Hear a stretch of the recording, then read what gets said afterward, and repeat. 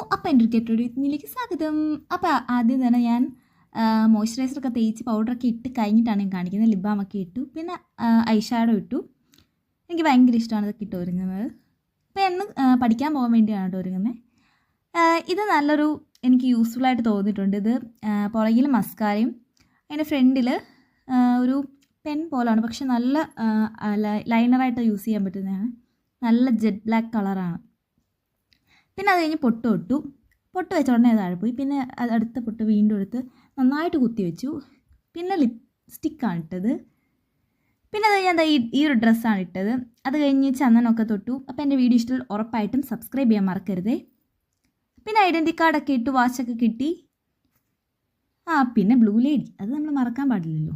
അപ്പോൾ അതൊക്കെ ഇട്ട് കഴിഞ്ഞ് പിന്നെ മുടി ചീകി കെട്ടി. മുടി ചീകി കെട്ടുന്നൊന്നും കാണിച്ചില്ല. അപ്പോൾ വീഡിയോ ഇത്രയേ ഉള്ളൂ. ഫൈനൽ ലുക്ക് ഇഷ്ടമായാൽ ഉറപ്പായിട്ട് സബ്സ്ക്രൈബ് ചെയ്യാൻ